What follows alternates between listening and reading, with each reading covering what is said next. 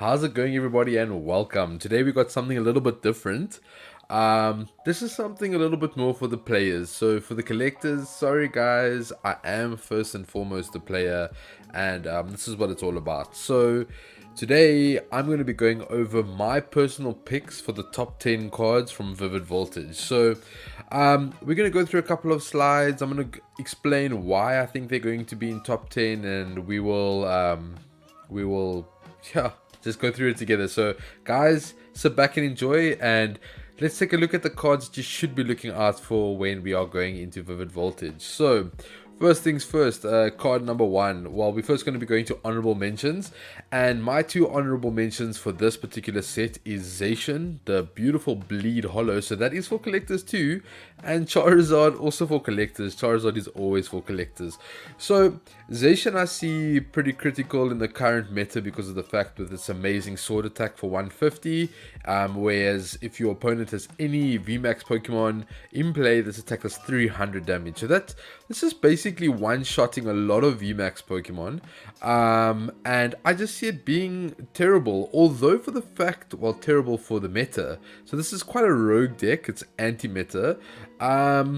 The 3 energy types might discourage people, but there is a Rotom that was printed that allows for the energy acceleration.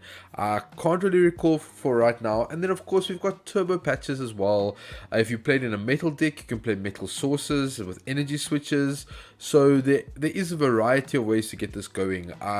This Zacian could maybe be splashed in ADP with using Aurora energy as well. So there's a lot of outs to get the Zacian out. Charizard on the other hand, it does 100 damage and it does 50 more damage for each Leon card in the discard pile. Leon is a supporter card where your Pokemon's attacks do more damage this turn. I'm pretty sure he's going to be featured in this list, so we'll take a look at him a little bit later. But his battle sense ability is not bad either. You may look at the top 3 cards of your deck. You can put one of them into your hand and the others into the discard pile. So this is kind of like a built-in acrobite, but only a little bit better due to the fact that you're discarding 2 other cards. So you can benefit from that. Maybe playing Oranguru from Sword and Shield base set that allows you to put a card on top. So you can always play a Leon for the turn. Then you can put a Leon on top and discard it with the battle sense ability. So you're already going to be hitting for 200, 230 straight off the gate. So Charizard is a contender, guys. Watch out for him. Watch out. So I think he's a contender. So let's get straight into the number 10. Number 10, we're going to be looking at Donphan. Donphan, I think this card is very much underrated, and I personally am going to tell you why. This card made it onto my top 10. I think it's a little bit biased, so I do apologize, but I'm a big fan of Spiritomb. I think Spiritomb got a big buff with Cape of Toughness. It got a big buff with Spike Muth, the stadium. So Donphan is definitely out there.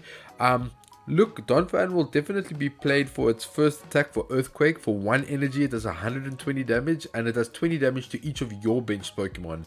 And that's where Spiritomb becomes so handy.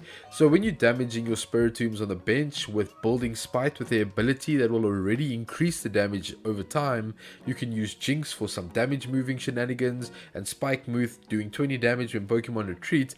I think Donphan is going to be crazy. Look, he does 120 for 1 energy. That's a magic number as well. At 1-shots Pikarom, at 1-shots Bolthunt, at 1-shots Vikavolt, if I'm not mistaken, as well. So it's one-shotting a lot of the tag team and V Pokemon that are played currently in the current meta. I think Pikarom still has a big space in the current meta, and Donphan being for 1 energy taking out a tag team. That's crazy. So that's my number 10, guys. Let's go to number 9. My number 9 is Aegis/V. Number 9 and number 10 were a little bit of a strange spot for me, but I definitely took the pick anyway. And the reason why I picked Aegis/V was particularly for the Sonic Edge attack. For 130, this attack's damage isn't affected by any effects on your opponent's active Pokemon. So this is basically like Caldio's, I think it's Brave Blade, that also did the same thing. But 130 is quite a magical number because of the fact that it's getting much closer for ADP to be knocking out things like Decidueye, and it knocks out the Obstagoon from that blocks basic attacks. So 130, if you've used your GX attack, alter creation, if you alter creation and then attack with a GS slash, you're going to be doing 160, which knocks out both of those Pokemon. So I think a GS slash really just helps ADP maintain its dominance in the current meta by taking out that one bad matchup that ADP tends to see from time to time. So that is my pick for number 9, guys. Let's go check out number 8. Number 8 is a spicy pool in my regard. Number 8 is Colossal VMAX. I think with the new fighting energy that reduces damage for fighting Pokemon, I can't think of the name off the top of my head right now, but it did not make it on this list, unfortunately, but I think it still pairs up nicely with Colossal VMAX. So you'll see it does 40 plus. Discard the top card of your deck. If this card is an energy card, this attack does 90 more damage and attach an energy to this Pokemon. 90 again, 140 plus 90 is 130. That is 260 to an electric Pokemon. Once again, we have a 1 energy attacker that can potentially 1-hit KO Pikarom, Alolan Raichu tag team. We've got Vikavolt V. We've got Dedenne. Well, I mean, a lot of things one-shot Dedenne. And we've got Boltund. So this card is a big contender. The fact that it's got 330, the HP is massive. And by reducing the damage with those, I think it's called Strength Energy or Resistant Energy. I can't think. I'm pretty sure it reduces the damage by 20, which means that this card is one heck of a tank. With no big grass guys coming out, there is Orbital that came out of the set, which also did not make my list. But outside of Orbital, and I think there was one other guy, it's a cat dude, Fire keeps grass at bay right now, outside of the Decidueye. And I just think Colossal is going to have a place. Also, because of the fact that you have got, again, Oranguru from Sword and Shield base set that will allow you to put a fighting energy on top of your deck. This guy is accelerating himself, and that is insane. Take in mind that it says if that card is an energy card, so you could even put that strength energy on top of your deck, and you are increasing this guy's tankiness with his attack, which is insane. So I think Colossal deserves to be here, and I'm very happy to put him on my list. Let's go have a look at the next number. My number 7 is Telescopic Sight. I think this card is a little bit underrated, guys. So I've put him at number 7. I'm pretty sure some people might rank it higher, some people might rank it lower. I feel number 7 is the place to be. So Telescopic Sight does this. The attacks of the Pokemon that this is attached to do 30 more damage to your opponent's benched V and Pokemon GX. This, guys, is insane. Dragapult VMAX. We've got Inteleon V Max. We've got Decidueye that snipes the bench as well. Bench sniping is going to be major. And for 30, if I'm not mistaken, Inteleon V Max does 60 damage to the bench. We're going to be sniping 90 on the bench. All of a sudden, Crobat and Dedenne can be 2-shot on the bench. That is crazy. This card is going to see some serious play in some of the bigger decks. Pikarom might even use this deck. If we're going to set up a Tag Bolt, all of a sudden we're doing 200 to a bench Pokemon, which just ticks over to where Crobat is. So decks that lean more towards Crobat over Dedenne, all of a sudden those Crobats are a liability as well. So I think Telescopic Sight is definitely going to be up there. And yeah, that's my number 7, guys. Let's go check out number 6. Number 6 on my list is my homeboy, one of my favorites. It is Snorlax. Guys, do not sleep on the sleeping fat man. I'm telling you now, Snorlax is going to be crazy. Ignore his attack completely. Stall players, our control deck guys, this guy is for you. Snorlax does, I think it's Gormandize. We're going to call it Gormandize for this video. Gormandize, once during your turn, if this Pokemon is in your active spot, you may draw cards until you have 7 cards in your hand. If you use this ability, your turn ends. Does that sound familiar to you, competitive players? Yes, we are speaking about Tropical Beach, guys. One of the top played cards in control decks in Expanded. One of the most expensive stadium cards in the game, if not the most expensive. Guys, this is a Tropical Beach on a Pokemon, and it's insane. Like, the fact that you're constantly replenishing your hand, control decks have a way out, and I think people should not sleep on Snorlax. Snorlax is definitely going to get some play. I'm very excited to add him in some of my control decks, and I hope you guys are excited too. So guys, that's Snorlax. Let's jump on to the next number. At number 5, guys, we've got Coating Energy, and this would not be a list without Coating Energy. This is massive. We lost Metal Frying Pan, which took away Metal Pokemon's weakness. We have it back. All of a sudden, Lucario, Malmetal, Luck Metal, I think people refer to it as, Luck Metal has got their steam back.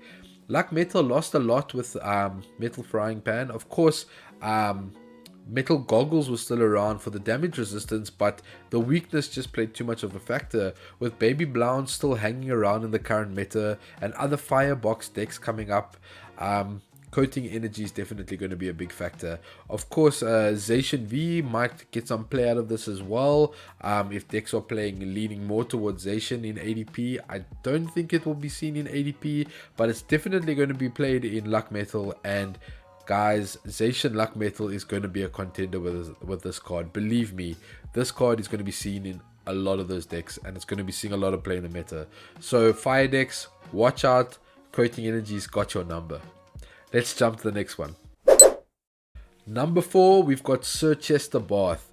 This was called Hero's Bath in the Japanese sets, but we've got the official set now, Sir Chester's Bath. All basic Pokemon, both yours and your opponents, take 20 less damage from attacks from the opponent's Pokemon. Guys, once again, Pokemon is just pushing the bar for ADPization. This is going to be massive. We're going to be talking about numbers that are going to be out of reach now, because Sir Chester's Bath is just going to be pushing it a little bit out of play. I think Sir Chester's Bath is going to be seeing a lot of play, and I'm quite scared. Just thinking about the fact that this is a possibility. Decks that do minimal spread, such as Decidueye, does 20 damage to bench Pokemon. This doesn't say active, it says all basic Pokemon. So this is going to cut out that damage as well. This is going to cut out any sort of spread outside of placing damage counters. I mean, it's crazy. Inteleon VMAX is going to be affected by this. There's a lot of cards that are going to be affected by this. I think Sir Chester's Bath is going to be a beautiful add into ADP, considering that most of those decks just play Chaotic Swell anyway. So we're definitely going to see this. Watch out for the stadium, guys. Right, so we're going on to our top 3. Can you guess what the top 3 is? Let's go check out number 3. Number 3, of course, is Leon. Number 3, we spoke about Leon when we spoke about the Charizard in honorable mentions, and I think Leon is going to get a lot of play. It says basically during this turn, your Pokemon's attacks do 30 more damage to your opponent's active Pokemon. So we've got an attack buff. This is a worse Electro Power, but for all Pokemon types, and I feel like this card is going to play a big factor in decks that are just out of reach. Cards like Pikarom will start becoming valid again, because Pikarom was always lacking the 2-shot without Electro Power, so you had to rely more on Boltund. And I think this is a big play for Pikarom. Personally, I think that there's a lot of decks that can benefit from the additional 30 damage that we are just keeping out of reach. Zacian can also benefit from Leon, although bearing in mind that this is the supporter for the turn, so you got to keep that for decks that need wilder, decks that require for the odd deck that requires maybe Rose. They won't be able to play Leon as much, but I think Leon is going to get serious play, guys. It is a rare, so for the guys who are looking, the players out there, this is going to be in the rare slot. You're going to have a little bit of difficulty grabbing this guy, the same as we did with Boss's Orders, so keep that in mind. If you see it, grab it. You got to have it. This is my number 3. Guys, let's go check out number 2. Number 2 is none other than Talonflame V, and if you guys didn't predict that this was going to be in my top 3, you've been sleeping on this Firebird. Talonflame V, Fast Flight, that's it. That's all we need to see here. Talonflame V, if you go first, you can use this attack, discard your hand and draw 6 cards. This is a Dedenne in an attack, guys, and you can use it when going first. This is like an auto add for a lot of decks. It's 1 colorless energy, it can be played in anything. Free Retreat. After you attack, you can pivot him out. You don't really need him anymore. And with 190 HP, it's not as much of what's the word? It's not as much of ooh. My brain is failing me, guys. The excitement is driving me crazy. It's not as much of a liability, that's the word. It is not as much of a liability with 190 HP. I think Talonflame is going to get a lot of play. Of course, the fire decks, 160 for 3 energies is quite modest. You could be two-shotting things in the end, but remember, it's a Wilder and an attachment, so it's right there in that niche area. You can always attach energies to him, and with Heatran GX that is still played in a lot of Firebox decks, Wilder box decks, you can pivot out and get the energies back. So Brightwing for 160, not too bad. Fast Flight though, that is the money. That is where this guy is going to shine. 190, free retreat, 1 energy, attacking on your first turn. Do I have to say anything more? This guy is going to get some serious play, and that's why he's my number 2. Can you guess what number 1 is? Without further ado, let's go check out number 1. Number 1, of course, is Jirachi. Once again, Jirachi is coming to break the game. Jirachi with its Dreamy Revelation. Once during your turn, if this Pokemon is in your active spot, you may look at the top 2 cards of your deck and put one of them into your hand, put the other card back on top of your deck. This is very similar to Pidgeotto from Team Up. Except Pidgeotto, you put in the card at the bottom. This card can be manipulated with Oranguru to cycle cards out if need be. This Jirachi is insane. The reason why this Jirachi is pretty good as well is the fact that Stellar Wish would put your Pokemon to sleep, whereas Dreamy Revelation doesn't. So you can use things like you can use U-turn board, you can use hot air balloon, anything that reduces your retreat by 1. And this guy can retreat. You can even do it with recycle energy because you're attaching and you can retreat without the whole escape board being missing, and it's just an extra draw engine. Jirachi is going to be played in so many decks. I see this guy, he might be a little bit delayed. I think Jirachi may take a back seat until the next rotation when Team Up is out. Because we will probably be looking at Team Up and Unbroken Bonds being rotated next year. So Jirachi is definitely going to be worth a lot more after rotation. But right now, if there's anything from a playable perspective that I think you should go get your hands on, it's this Jirachi over here. You see it, grab it. You're going to probably need 4 of them in the future, and I think this card is amazing. For its amazing star attack, I'm not even going to go into it. I don't see any decks that's going to be benefiting from this, unless you're going to try and play it in unison with that Zacian that we covered in the honorable mentions. But guys, this Jirachi is amazing, and I've got nothing more to say about this guy. So there you have it, guys. This is my top 10. Thank you very much for staying till the end of the video if you did, and if you like what I did here, please drop a like, subscribe to the channel, and hit the bell notification for more videos. We're going to be doing some more gameplay now. I've already prepped a lot of gameplay for you guys, so I'm very excited to get it up for you. And yeah, some more pack opening coming soon, guys. As always, Vivid Voltage is on its way. I'm going to be cracking a hell of a lot of Vivid Voltage. I've got some Champions Path and some Hidden Fates on its way. We've got a lot of pack opening, guys. I'm very, very excited. Thank you very much. I really do appreciate all the support. And until next time, guys, cheers.